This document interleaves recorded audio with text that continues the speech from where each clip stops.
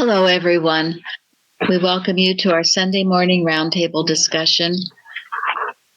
This morning we have a subject of life, and we are recording from the Plainfield Christian Church Independent, Plainfield, New Jersey, in the United States. Welcome you all. So glad you could join us. Start with our morning prayer. I'm reading from page 61 of Divinity Course in General Collectania.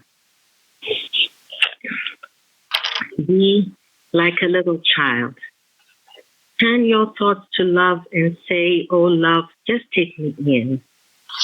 Give me one mind, one consciousness, and make me love my neighbor as myself. Let your heart cry out to divine love. A child cries out to its mother for more light, more truth, more love. Ask love for what you need and for what love has to give. Then take it and demand of yourself to rise up and live it. God will direct you in all your ways if you trust Him. Faith must take hold before sight or fruition, and this faith will, when instructed in divine science, become understanding, and you will have no doubt, but every proof of His promise, lo, I am with you always. Trust Him, dear. Read daily the Bible and Science and Health, and pray the prayer of our Lord in your own words.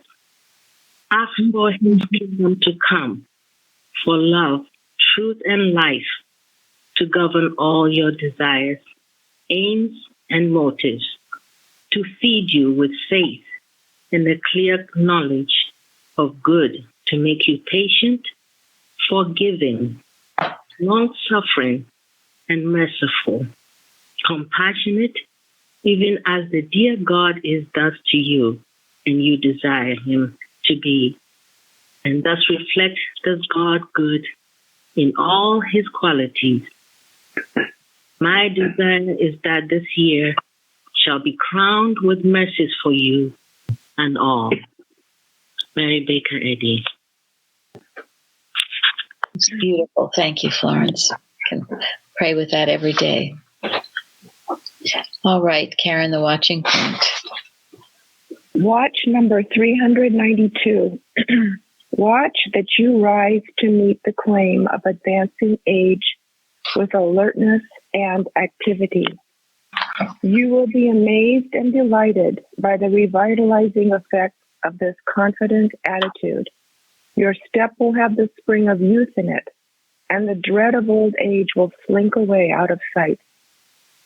Another thing to guard against is mental and physical inertia, particularly the former, when your interests begin to narrow down to what principally concerns yourself.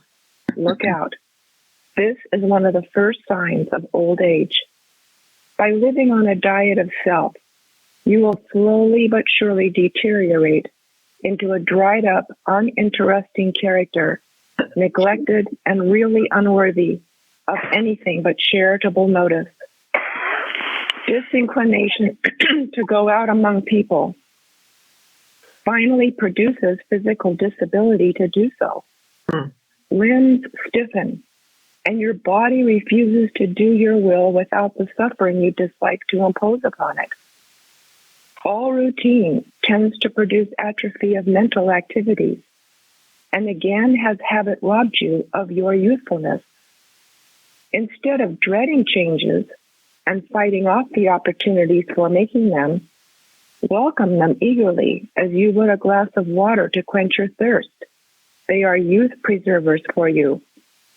But don't make the mistake of holding fast to that youth which belonged to your 20s. The charm and poise of your assimilated experiences have far greater value as an asset for your attractiveness than anything of the distant past. You are fitted to meet the world from any source whatever, if you have lived and lived deeply. So take that. Great, you did a great job. It's a much longer watching point, and you all should either read it or listen to it. It also mentions having a good sense of humor is important. It's a divine gift. Cultivating a love for people. And also, I love where, and I guess this is Carpenter who wrote this, since faculties and functions are directed and sustained by mind, they can no more wear out or become impaired than it can a mirror wear out by being used. Such a great. Yeah. So it's like be as old as God, right? Never get old. That's right. Yes. Yes. That is what Reg Carey, when anyone would ask Reg Carey his age, he would say, I'm as old as God. Mm-hmm. So I'm going to frame this one for sure. I thought this was a kick in the pants. Really need to pay attention to it. Mm-hmm. Yeah, I thought it was interesting too that phrase where he says he says living on a diet of self. Mm-hmm. That really resonated, and certainly ties in with what Mrs. Eddy says about getting rid of the self, just in general. Mm-hmm. Yes, that is the worst kind of hell. And if you've ever been out and you hear, maybe at a restaurant or something, a group of people just talking about themselves, right? All their aches and pains, and as we call it, an organ recital. God said that we go that route. So no, thank you. No. I've been, as I've been making these recordings, boy, from the very beginning, I have, and now I'm using a program that was so technologically, like, how am I going to be able to do this? I am not that kind of person. Well, it's been beautiful how much I have learned and how much I've grown by just doing this exercise. And I'm enjoying it more and learning more. And every time something comes up, like the other day, I was trying to figure out how to do something and I can't figure it out. This is too difficult.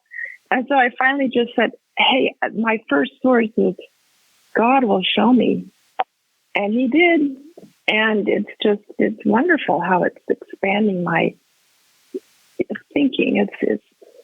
That's just one example. No, it's true. The more you do, the more you can do. The less you can do, the more you say, I can't do it, and you rely on other people to do it, the less you'll be able to do. Yeah. So keep active. It's very important. Our attitude makes all the difference. Yeah. I think to be conscious of being all that God is also helpful. If all he has is ours, then we reflect everything that he has, intelligence, wisdom, and all that. So shepherd, show me, and he does. Thank you. Yes, he does. I remember a long time ago, Elsie said, if God knows, I know. Yeah, that was wonderful. That's wonderful. I use that all the time. I know. It was very helpful. Elsie. This reminds me of God telling Jeremiah, don't say you're, I guess you were don't too say young, you're a child, but yeah. don't say you can't do it. There's no reason why not. Believe me, I did not want to use computers. God forced me to do it, and here I am.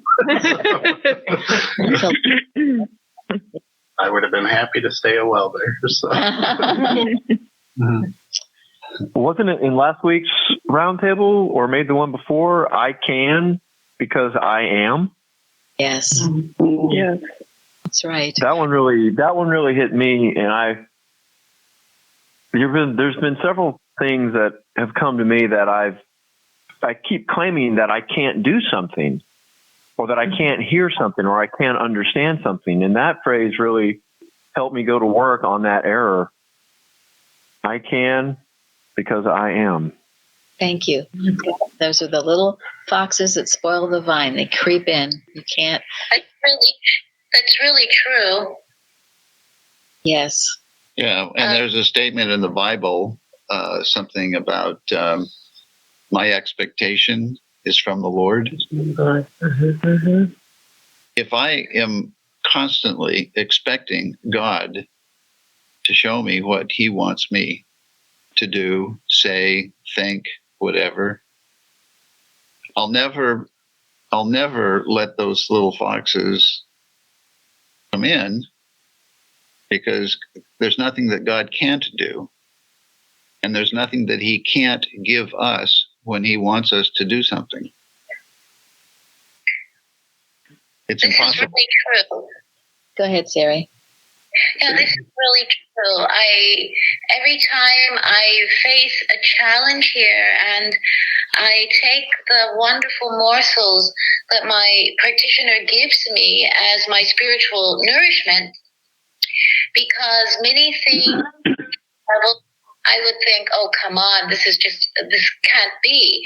But spiritually, I know where God leads me, then God is with me, and I keep thinking about, for some reason, the whole time I'm here, I keep thinking about Jonah and the whale, and Jonah being belched out on dry land, and nobody judged Jonah. That was just how it was. So today I was working a lot in a drawing on forgiveness and gratitude, and just saying, God walks these streets. God is with these people, and there is only God reflected here, and we share in the enjoyment of that. So that's where I am today. Well, thank you. Good. Yeah, Elsie said recently something about how she was grateful that God shares his days with me. And I thought that was a beautiful thing. That's so beautiful. Yeah, God is sharing his day with you. Beautiful, beautiful. I was bemused. I was reading yet another Harvard report, 80 years of studying what really makes a person happy. Now they've really nailed it this time. This time they've got it. 80 years and how many millions of dollars. So now they say what really, really is the key to happiness is to have a meaningful relationship. Well, Gary said a meaningful relationship with God. Yes. With God, not just a relationship. Gratitude. Well, yes, that's one that they spent years and years and years discovering gratitude makes you happy. And a meaningful relationship, well, what is that? To love your brother as yourself, right? Yes. It's loving your neighbor. Loving is, hey, that makes you happy. Well, my gosh, 80 years of research, and they've come upon that. And another one, and I've given testimonies of this because, the real reason you're happy, this is absolutely the reason, is you can forgive. You have a forgiving nature. So, all this study, all they had to do is read the Sermon on the Mount. And the Thunder of Sinai. Yes. Come on, people. That's not, it just shows something greatly lacking. Spend all that time and money to research this. So thank God that we have this truth and that we accept it. We don't deny it or poo-poo it. This is the truth. The Sermon on the Mount, and as Craig said, the Thunder of Sinai, these are the things that make us happy. And also, another thing that went with this, longevity, a happy and long life. So we will obey those precepts of our master and of Mrs. Eddy and study her works. And then I was reminded, this watching point, some time ago I wrote an article called Time is Not Toxic. And, we got the Herbert Eustace Foundation, very gratefully so. And they gave us many boxes of his, most of which was just replica of what we already had. But there were a few things that was very interesting. And like I said, I've given this in testimonies, but it said, I came across a very interesting article in an old copy of the New York Herald Tribune paper that's no longer around, from the year 1948. A group of medical specialists and surgeons had been researching the process of aging. They came to the conclusion that anyone experiencing a lack of vigor or any other disorder due to age was suffering from what they termed as, quote, time neurosis.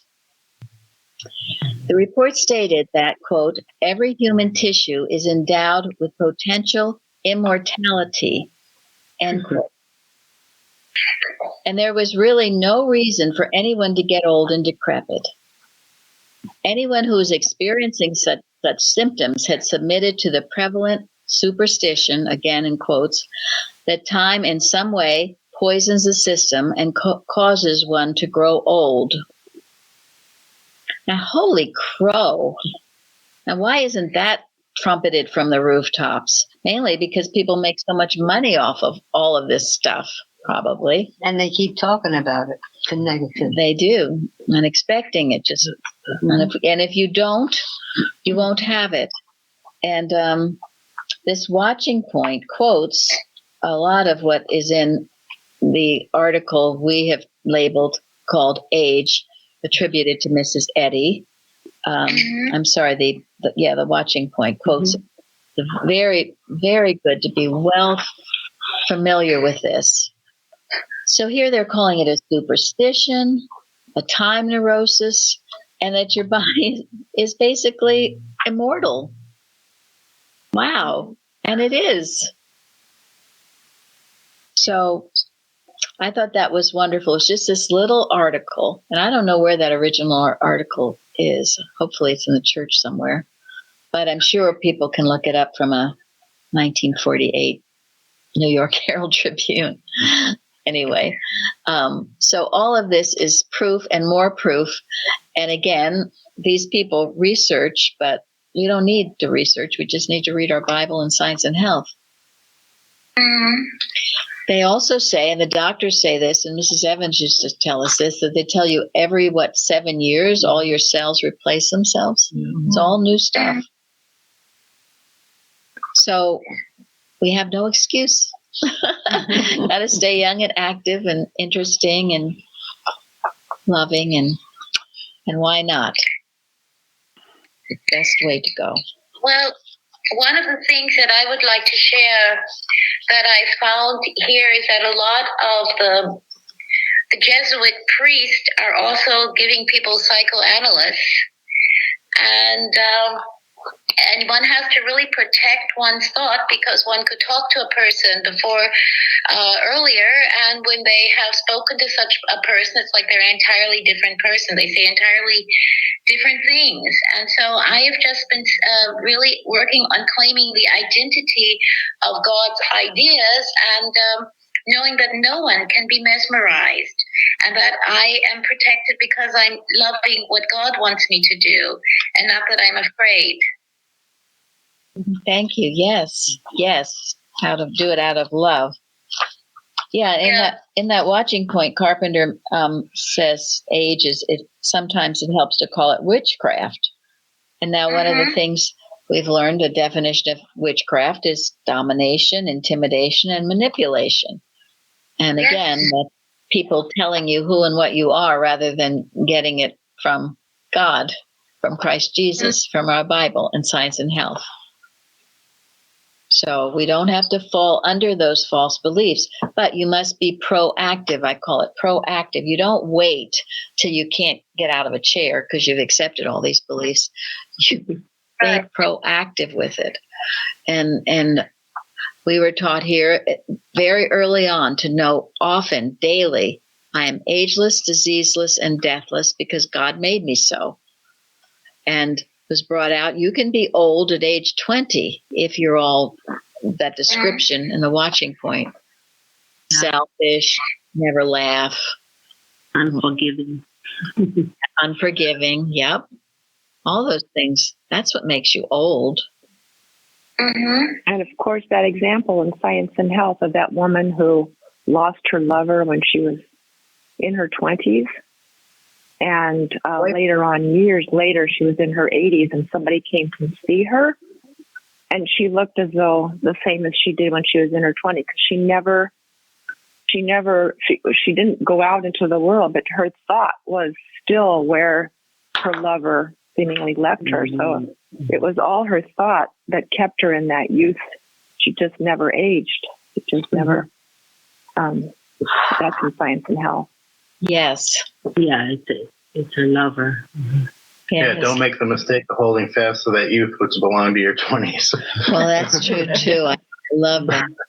And then a life deeply lived. Yeah.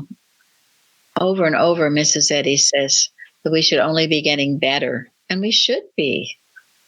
It's an accumulation of wisdom and God's love, and I feel I know so much more now than I did in your 20s. Yeah, and also have more to give. Yeah, absolutely. Yeah, thank God for unfoldment. Yeah, thank God for unfoldment. So this is very important point of this lesson on life. And again, that quote from the Red Book that I love, that instead of being bound for the grave, we must know we are on the eternal road of life that has no sense of death.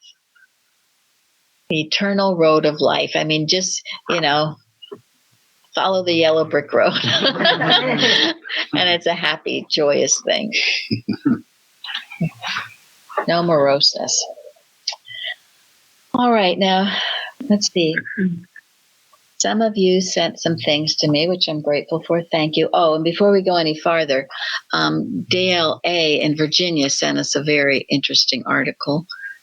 Gary, you didn't return the article to me, so you have to speak on it. Yeah.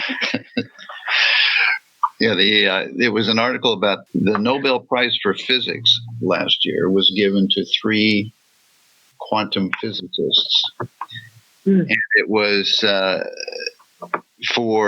the title of the article was something like "Matter is not locally real." And it sounds a little strange. It wasn't perfectly clear what locally meant. But in reading it, apparently, quantum physicists have been struggling with the idea that certain, pieces of matter don't respond as they predicted to forces that we are aware of around them. In other words, there are forces that we can't see or measure that actually influence particles of matter.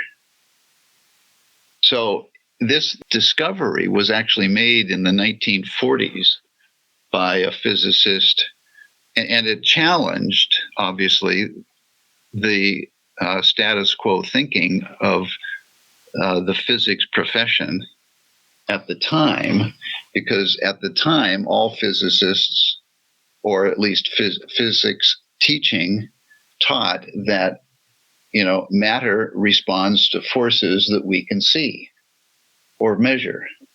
And this guy in the 1940s said, I have discovered that there's another force that we can't measure that is influencing matter.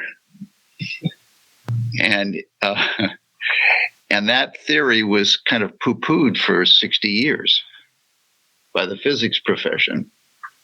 And then finally, in the last few years, 3 physicists proved to the rest of the physics profession that it's actually true. There are forces that we can't see or measure that influence matter. And as a Christian Scientist, all of this is perfectly reasonable and not surprising that the people who are trying to understand matter, quantum physicists, are finding that matter doesn't matter as much as they thought it did. that it doesn't have quite the influence that they thought it did. Which is to say, they are discovering the truth about Mrs. Eddy's statement that matter is unreal. In other words, it doesn't have life, truth, intelligence, or substance in it. That the divine mind is what governs everything. So it was kind of a difficult article to read because it had, words in it that only mean something to physicists, apparently. But that was the gist of it. I'm not even sure. I'm not sure the person that wrote it understood it because he didn't explain it too well. So it's a deep concept, but as Gary said, in science we do understand. And a few times, I thought that was the article. a few times we. Where's it going? Yeah, found the article. Yeah. I remember seeing that article, or I think I saw something about it, and it reminded me of something that my old teacher, he'd had a conversation, I believe, with years and years ago with a physicist that was working at that facility in, I think it's Bern, Switzerland. And they had been doing research kind of along that nature. And they said that particles, when they were being like just videotaped or whatever, these particles would behave a certain way. But then when they were observed by human beings, they would act in a different way.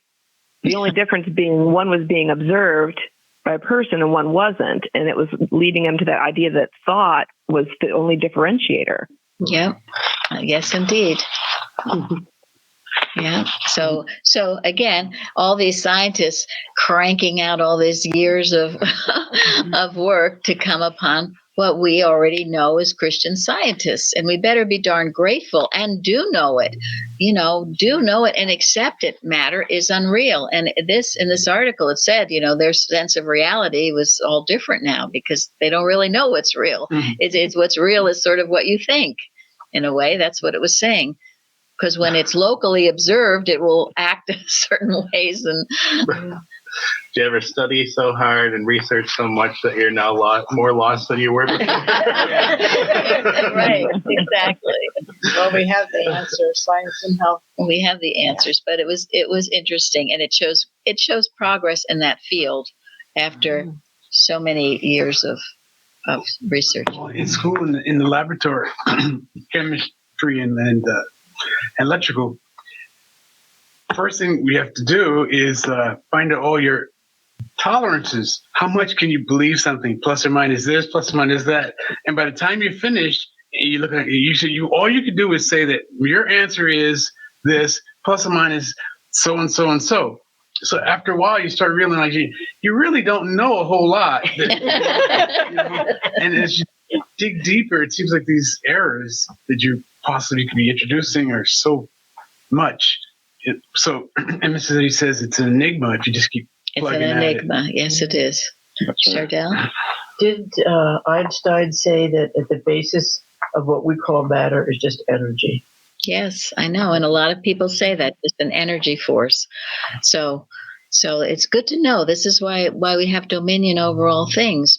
Our dominion. And it's not New Age. It's not just, think good or think bad. This is the power and might of God. I am that I am. Yeah, what Tony was saying. That beautiful statement. And I think it's Martha Wilcox talks about working with that every day. And we have wonderful 2 articles at least, one by Victor Young and one by her on I am that I am, and the proper use of that word. So anyway. I wonder why Mrs. Eddie talk and quote Shakespeare with nothing is either good or bad, nothing can make it so. Yes, yes, I love that. Mm-hmm. Yeah, and she starts the book. Yeah, and that's why we must think correctly. Yes. I just said that's powerful. Sorry, it's a delay. Yes. Now, in an article that Carrie sent me, and this goes with the responsive reading about being absent from the body and present with the Lord. The article is by an E.A. Everett from an 1894 issue of the journal. Verily, if we shut ourselves up in our bodies, we are strangers from God. How they bind and fetter us. We are not the Lord's freemen when we consent to be so enslaved, and yet it is our own fault. Our bodies are like unruly children whose parents have always obeyed them until they expect and attempt to govern everybody. We have consulted them on every point. If we wish to do certain things, we have turned around to our bodies and asked, will it make you sick? Shall you pay me for this with a headache? If the wind happened to blow on us, we have inquired, are you cold? Or declared, this will give me neuralgia of the head? Virtually, we have said to our material structure, come thou and rule over us, and decided for ourselves that it had been done. And all this time, we have been in a bondage to a phantom. For these poor earthly bodies have no life in themselves and cannot declare themselves rulers over anything. How changed is our condition when we awake to this fact, when we learn that we can control our bodies instead of having them control us. We begin to try our wings, as it were, and instead of being dragged down to earth, we fly aloft into a pure atmosphere. We begin to leave our bodies behind and reach out into the realm of spirit, and then at last catch a faint gleam of what it means to be present with the Lord. Willing rather to be absent from the body and to be present with the Lord. Ah, yes, more than willing, eager, and glad of this most happy exchange. So that's a good description, and that goes along with everything we've been talking about. Not letting matter rule us. Of course not. The dominion is within, as Kratzer says. Did anyone want to say anything else? No. All right, well. Yes, I did find something. I was going to say, this reminds me of the leavening that we read about in the Bible, the leavening of spirit, of truth. So when I hear these stories of doctors or physicists, I just always bring it back to truth has been revealed and it's at work. It gives me a lot of comfort to know that God is working, all the time. And it's amazing how it shows up. Thank you. That's so true. Yeah, absolutely. And it is comforting.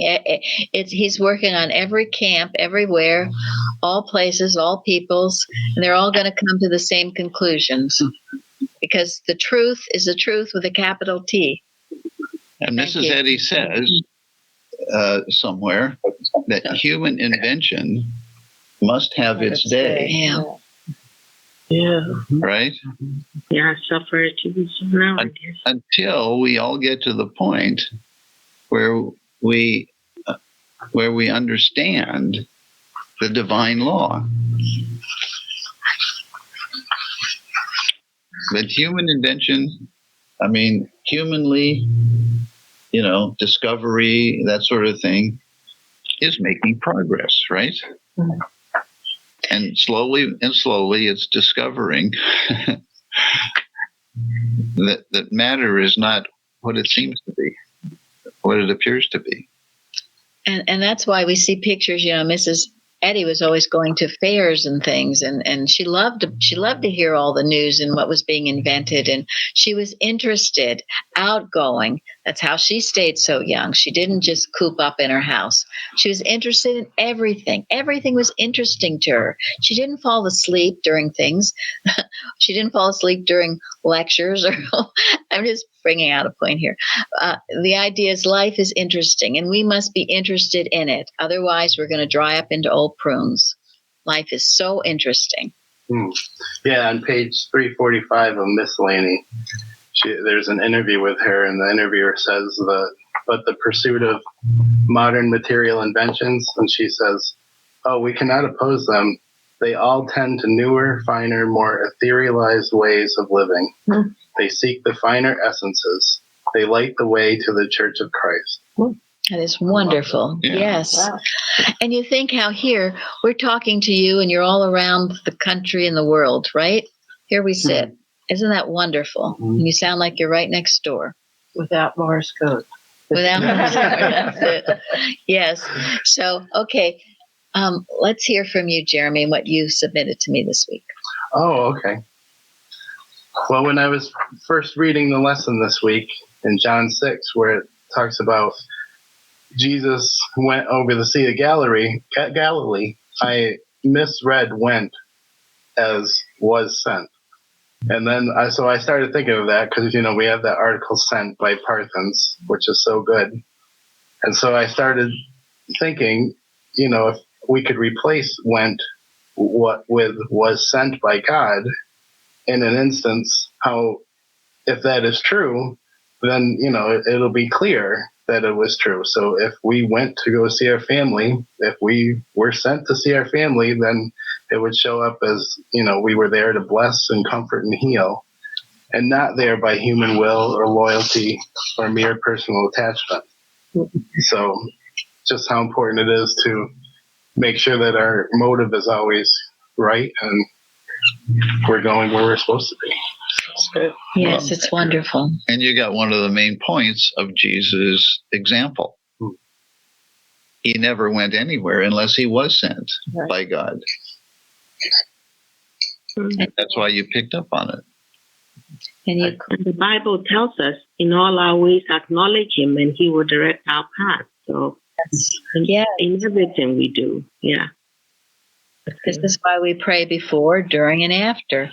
And you quoted Mrs. Eddy, to begin rightly is to end rightly.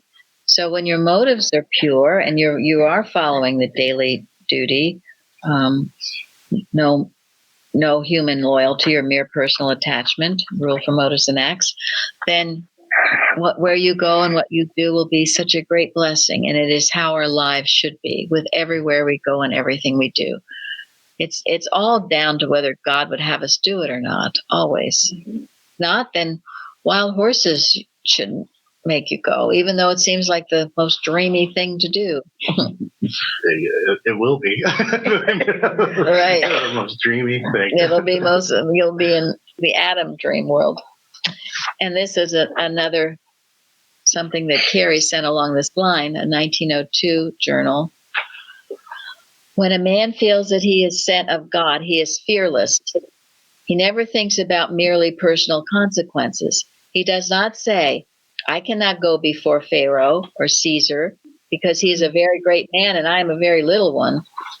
He says to the Lord, if thou wilt go with me, I will go.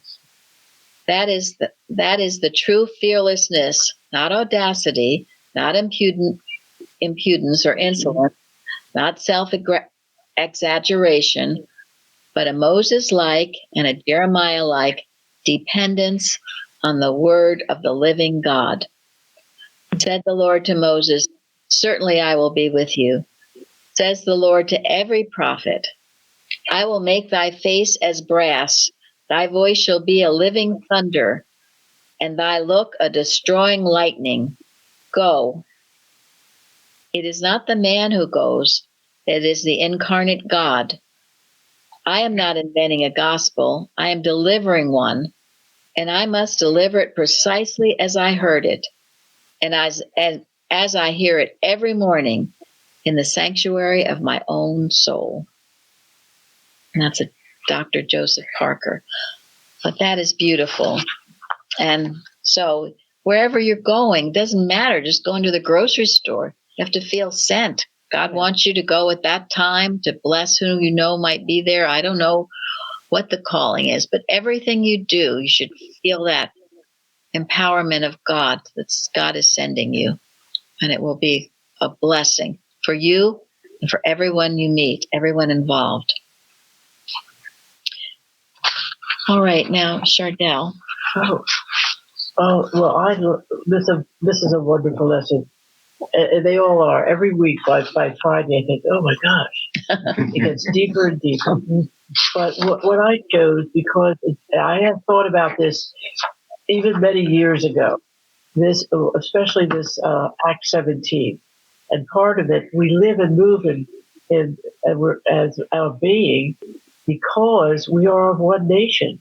We are of one, and hath made of one blood all nations of men for to dwell on the face of the earth, and hath determined the times before appointed and the bounds of their habitation. To me, I knew God loved all of us, and it gave me great joy and peace. And I looked up in Webster's 1828, he says, nation, to be born. And I thought, yeah, we are born of God.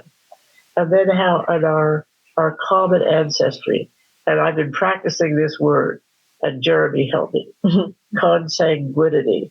We are a common ancestry, and it's from God. Isn't that beautiful? I know. You said it, one blood of all nations is a beautiful concept that brings me great joy and peace. It does. Again, biblical truths. It's just biblical truth. So what's all this fussing around amongst us? I mean, and we watch something so beautiful. There's Channel 13 has something called The American Experience. And one week we watched, our little movie group, something called Becoming Frederick Douglass. And it was so good. Florence watched it too. She watches with us in Georgia. Yeah. Right? Yes. Yeah. Mm-hmm. It was powerful, the message it gave. Very powerful. And that's about, yes, one race, one blood. And it's only an hour. And now I'm reading this huge biography on him, but to just watch that. And whoever has the voice of him, and I understand, he had a kind of a booming baritone voice, but he was greatly responsible for the Civil War and what it resulted in, because dear Abraham Lincoln, he was having a hard time. He wanted to preserve the Union, and it was Frederick Douglass who said, "You've got to make this a matter of freeing slavery." And once he did, it became very, bloody, but it was fought on the right basis, and the whole thing took a new force, and rightfully so. So anyway, it brings out a lot of beautiful points, and just, oh my gosh, it doesn't. That's what is right by God. That's all. Yes. He was motivated by God. He was a godly man, and he did not have trouble speaking out. And thank God he'd learned to read and write. And anyway, it's beautifully done. And really, these are the kinds of things our children should watch in school. Mm-hmm. And then the other one we watched more recently, it was called The Code Breakers. And this was more about women's rights, but it was about a woman, Elizabeth Smith Friedman. Yeah. Mm-hmm. And you have to watch it. It's just amazing. She figured out how to break these codes that were supposedly unbreakable. And as a result, she helped the Allies win World War I. And then when World War II broke out, she was still the only one around that anybody knew who had the gift of being able to break codes. And so she had this huge career during World War II where she single-handedly, literally, enabled the Allied forces to win many important battles and eventually win the war. And she never was given the credit. Yeah, it went unsung till 2008. She taught dozens of men and women how to do this. She led a team of people to do this, but she always had to work for a man, because that's the way the military was organized. And it was obviously frustrating for her, but she survived. And she spent her last, the end of her life, she moved to Plainfield, New Jersey. Yes, and so did who else? The Hidden Figures person, Yeah. Craig. Go ahead, Craig. I can't remember her name. That's exactly, all right. But yeah, one of the, was it 6 or so? Yeah, the mathematicians, they call them programmers, and call themselves. These were Afro-American women, right? Yes, because they knew how. Who were instrumental in landing astronaut on the moon. Instrumental. Yes. If you haven't watched that movie, Hidden Figures, everybody should. Everybody should watch it. Everybody should watch it.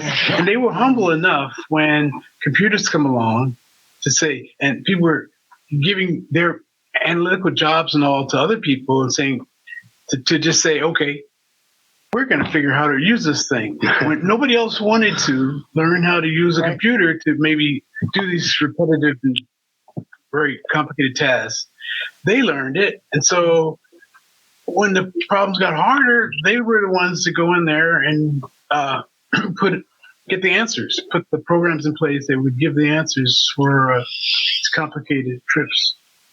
But that main lady, she would still do the math longhand, and she would do it to more decimal places. The computer could. I know, it's just amazing. But this is, again, we go back to the intelligence of the divine mind. In all these cases, they were reflections of the divine mind, as was that code breaker. And yes, she never got any credit. Someone else took all the credit. I won't say who, because it makes me mad to think about. I mean, I don't want to be mad. Anyway, somebody took all the credit, and she had to silently sit back and never say a word, and never got any credit. But I know the gates of heaven were open to her, and she was welcomed. But you see, this is people living their divine purpose out, where they have divine purpose. And in those cases, in all these cases, God put these people there to fulfill a divine purpose. All of these cases, Frederick Douglass, the Hidden Figures, all of them. And this is where we must find our place to do great work, and it will give us great peace and longevity and happiness and joy and every good thing. They put Lincoln there because he Yes, he listened, and he was a godly man. He knew in his heart what he needed to do. But sometimes politically, it's unfortunately difficult. And although they may not have gotten their full material reward while they were here on Earth, the truth eventually came out. Yes, and they are rewarded now. Have a higher credit with God. That's right. I've heard stories about slaves adored Lincoln like he was the coming Messiah for them, and that they were just so it gave them so much inspiration to know that he was in place and that he was going to change the situation. Yes, and he did. Right. It was and Frederick Douglass was instrumental in getting him to that place. Yes, and he needed that. He needed that help, exactly. That's right. So all things work together for good for them. That love God. And God's plan and purpose was working itself out. Sometimes not easily, but it was. And thank God. And so we must always know that. And as Tony said, to be grateful. And it's a great comfort to know that it is working, even sometimes when it seems like it's not. It is. So we're going to have a little glimpse into Wednesday's readings. Gary's doing his readings on sort of unending life. So he's going to read to us from Unity of Good. Yes. Our Master said, the kingdom of heaven is at hand. Then God and heaven, or life, are present, and death is not the real stepping stone to life and happiness. They are now and here, and a change in human consciousness from sin to holiness would reveal this wonder of being. Because God is ever present, no boundary of time can separate us from him and the heaven of his presence. And because God is life, all life is eternal. This generation seems too material for any strong demonstration over death, and hence cannot bring out the infinite reality of life, namely, that there is no death, but only life. The present mortal sense of being is too finite for anchorage in infinite good, God, because mortals now believe in the possibility that life can be evil. The achievement of this ultimatum of science, complete triumph over death, requires time and immense spiritual growth. Because of these profound reasons, I urge Christians to have more faith in living than in dying. I exhort them to accept Christ's promise and unite the influence of their own thoughts with the power of his teachings in the science of being. This will interpret the divine power to human capacity and enable us to apprehend or lay hold upon that for which, as Paul says in the 3rd chapter of Philippians, we are also apprehended of or grasped by Christ Jesus, the ever-present life which knows no death, the omnipresent Spirit which knows no matter. Mary Baker Eddy. Thank you all for joining us today. Thank you. Thank you. Thank you.